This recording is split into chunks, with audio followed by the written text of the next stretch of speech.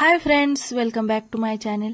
तर आज आपण न्यू रेसिपी बघणार आहोत। खूप सोपी आहे आणि कंटाळा आला की आपण काही भाजीला नसलं तरी हे करू शकतो।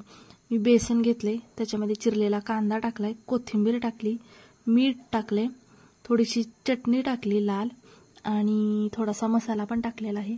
कोथिंबीर भरपूर टाकायची आणि पाणी ॲडजस्ट करत करत छानपैकी मिक्स करून घ्यायचं। हे बघा, असं तुम्ही ॲडजस्ट करून मिक्स करून घेऊ शकता। आणि मी इकडं तवा गरम करत ठेवलाय, त्याच्यावर आपण तेल टाकून घेतले आणि तवा मस्तपैकी गरम झाला की त्याच्यावर आपण हे मिक्स केलेलं सगळं ओतणार आहोत आणि छानपैकी परतून घ्यायचं याला खरपूस असं। आणि चपाती सोबत, भाकरी सोबत किंवा हे नुसतं सुद्धा केचप सोबत खूप छान लागतं।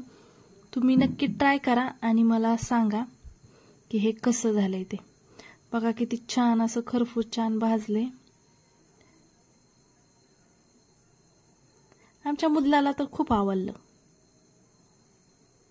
आणि आता छान खरपूस मस्त एका बाजून भाजून घ्यायचं। छान ते भाजलं की पलटून घ्यायचं आणि मग आपलं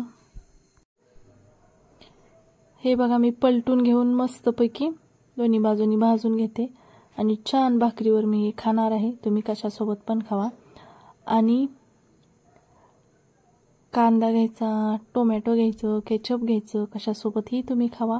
आणि कसं झालंय ते नक्की सांगा आणि चॅनेलला पटकन सबस्क्राइब करून घ्या आणि पुढचा व्हिडिओ येईपर्यंत बेल आयकॉन प्रेस करा, म्हणजे तुम्हाला कळेल की पुढचा व्हिडिओ काय आहे आणि कशा संदर्भात आहे, कुठली रेसिपी आहे।